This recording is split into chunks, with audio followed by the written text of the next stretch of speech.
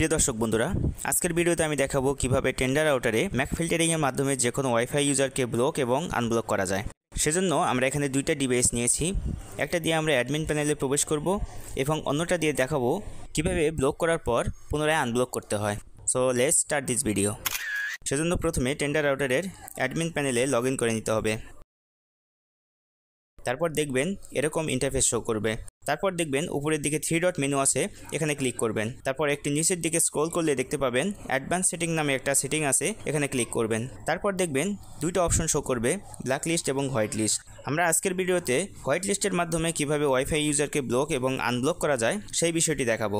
মূলত হোয়াইট লিস্টে যেই ম্যাক অ্যাড্রেসগুলো অ্যাড করা হয় শুধুমাত্র সেই ডিভাইসগুলোই ওয়াইফাই ব্যবহার করতে পারে, বাকিরা ওয়াইফাই ব্যবহার করতে পারবে না। সেজন্য আমরা প্রথমে এই ডিভাইসটিকে ওয়াইফাইয়ের সাথে কানেক্ট করব।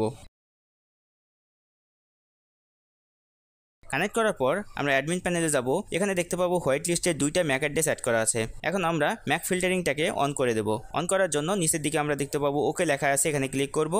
সাথে সাথে আমরা দেখতে পাবো যে ডিভাইসটি আমরা এখনই কানেক্ট করেছিলাম ওয়াইফাইয়ের সাথে, সেই ডিভাইসটি ডিসকানেক্ট হয়ে গেছে। ম্যাক অ্যাড্রেস হোয়াইট লিস্টে অ্যাড না থাকার কারণে এই ডিভাইসটি ব্লক হয়ে গেছে। সো এখন আমরা দেখব যে কিভাবে ব্লক হওয়া ডিভাইসটিকে আনব্লক করা যায়। ব্লক হওয়া ডিভাইসটি আনব্লক করার জন্য এই ডিভাইসের ওয়াইফাই অপশনে গিয়ে যেই ওয়াইফাই রাউটারটিতে আমরা কানেক্ট করেছিলাম সেই ওয়াইফাই নামের উপর ক্লিক করতে হবে। দেন আমরা এখানে কয়েকটা অপশন দেখতে পাবো। নিচের দিকে দেখতে পাবো র্যান্ডমাইজ ম্যাক অ্যাড্রেস নামে একটা অপশন থাকবে। তারপর আমরা টেন্ডার রাউটারে অ্যাডমিন প্যানেলে হোয়াইট লিস্টের পাশে প্লাস আইকনের পাশে আমরা একটা ফাঁকা জায়গা দেখতে পাবো, এখানে ম্যাক অ্যাড্রেসটা লিখে দিব।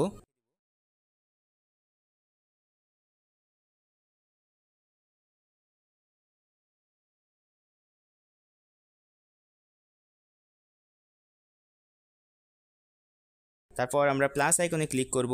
প্লাস আইকনে ক্লিক করার পর নিচের দিকে দেখবো ওকে লেখা আছে, এখানে ক্লিক করব। তাহলে ম্যাক ফিল্টারিংটি অন হয়ে যাবে এবং নতুন যেই ম্যাক অ্যাড্রেসটি আমরা এখানে অ্যাড করলাম সেটা সেভ হয়ে যাবে। এখন আমরা চলে যাব যে ডিভাইসটি ব্লক করেছিলাম সেই ডিভাইসে।